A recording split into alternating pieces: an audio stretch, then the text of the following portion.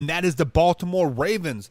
The Ravens missed the playoff, guys, last year with an 8-9 record. Lamar Jackson only played 12 games on the season. They were riddled with injuries. Excuse me.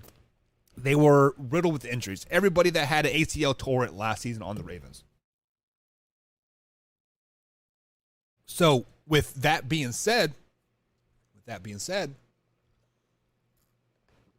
excuse me as I wet the old whistle, the Baltimore Ravens start on the road this season, taking on the New York Football Jets. Wow. This game is not intriguing on paper whatsoever, right? What have the Jets done for us lately? Absolutely nothing. A butt fumble 10 years ago, right? Is that our fondest memory of the Jets? What have the Baltimore Ravens done for us lately, right? Yes, a playoff win 2 years ago. Lamar Jackson won an MVP 3 years ago, right? I get it. This game is not intriguing on paper whatsoever. But football games are not won on papers, ladies and gentlemen. Football games are won between the white lines, between the white, the green, and the white. That is where, unless it's like October and the field turns brown, right? But I'm picking the New York Football Jets to upset the Ravens week number 1. Ravens start the season 0-1. Week number 2, Tua, Tyreek Hill, and the boys come into town to take on Lamar Jackson and Lamar Jackson. They don't have anybody. The Ravens should have gotten the Julio Jones sweepstakes to be honest. Yeah, Drew, I've been trying to work with that, and I can't figure it out. I'm no audio engineer, unfortunately. But week number 2, I do have the Miami Dolphins beating the Baltimore Ravens, starting the season off 0-2. Week number 3, Lamar Jackson travels to New England to take on the Patriots. Give me the Patriots. Actually, no. No. Bill Belichick always has trouble versus mobile quarterbacks.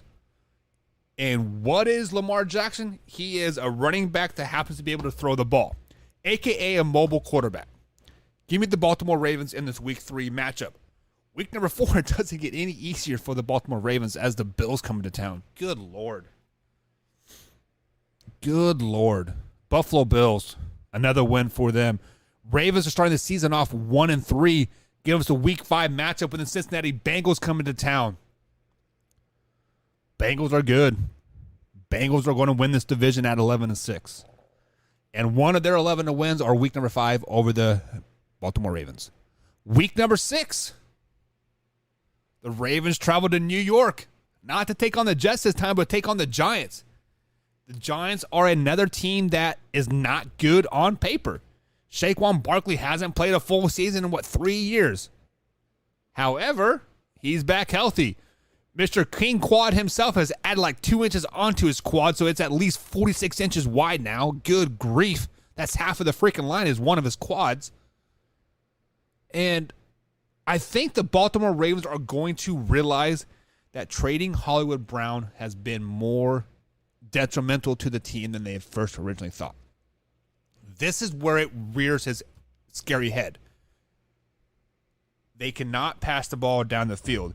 The Giants are going to lock Lamar Jackson into the pocket and force him to throw the ball down the field, and that is where Lamar Jackson is not very successful. Call me a Lamar Jackson hater all you want, but the facts are there.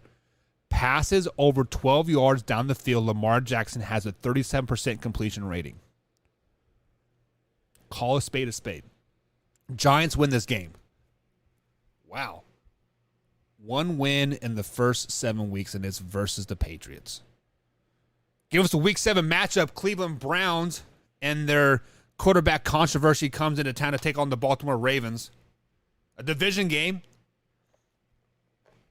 The Browns are bad. The Ravens are bad. Which bad team do you want to pick? Give me the Baltimore Ravens at home. Week 8. The schedule is brutal for the Ravens. Good God. Thursday night game on the road versus Tom Brady and the Bucks. Give me the Bucks. Like, for real? Like, come on. A short week, taking on a great Tampa Bay Buccaneers team versus a bad... Can we flex this game to, like, Tuesday afternoon so nobody has to watch it? I kid. No, not really. This game's going to be bad. The only thing that would make this game intriguing for me to watch, I'm going to watch it either way when we're doing the man area. I got the big screen right there in front of me. What if the Baltimore Ravens bust out like an all gold alternate uniform like in this game? Wouldn't that be badass? That would be badass. Week number 9, they go from one primetime slot to another primetime slot on the road, taking on the Saints. Monday night in the Mercedes-Benz Superdome. Wow. Huh. Can the Ravens really go into to the Metrodome or to the Superdome? And upset the Saints? I think they can. Week 9, give me the Baltimore Ravens. Because week 10 is the bye week. And if you guys have been listening to the Man Hour, this is when Lamar Jackson starts to click. Week 11 to week 15, Lamar Jackson's going to be an MVP-level quarterback for 4 weeks of the season. And it starts with the week 11 win over the Carolina Panthers. Wham, bam, thank you, ma'am. I'm going to rush for 200 yards. I'm going to throw for 37. But it doesn't matter. They're going to win this game. Week 12, they play the Jacksonville Jaguars, another bad team. On the road, they win that game over the Jacksonville Jaguars. Week 13, the Denver Broncos come into town. Give me another win for the Baltimore Ravens. Week 15 or week 14, they travel to Pittsburgh Steelers. That's another win. Ladies and gentlemen, boys and girls, people of all ages, that is 5 wins in a row for the Baltimore Ravens. All of a sudden, they are looking like a playoff contending team. Holy shit, hold my beer, look out. Here comes Lamar Jackson. Week 15, travel to Cleveland. That is another win. Lamar Jackson has rushed for like 1,200 yards in these 5-game stretch here. But, know that Smash Mouth song? Crash it back down to reality. Week 16, the Atlanta Falcons come into town, and that's exactly what happens. They crash back down to reality. They lose to the worst team in the NFL. Not only do they lose, they get embarrassed by the worst team in the NFL at home. It is bad. Week 16, Falcons come into town, whoop the Ravens' asses. It is ugly. Week 17, the downward trend continues. Another loss when the Pittsburgh Steelers come into town and whoop that ass. Week 18, another bad loss on the road to the Cincinnati Bengals, making us give us an 8-9 season, same as last season.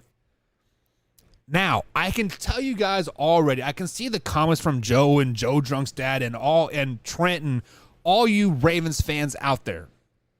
I can already see it. Oh, you are just picking them to be the same because you're a Lamar Jackson hater. What have the Baltimore Ravens done for you this offseason to get better? Answer me that question. J.K. Dobbins is still listed as out. Their backup running back is still listed as out.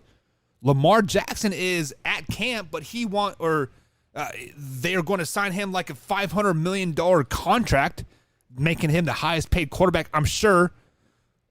Once you do that, how are you going to get better? Guys, the Baltimore Ravens are doomed for mediocrity for the next 5 or 6 seasons. As long as Lamar Jackson is the quarterback,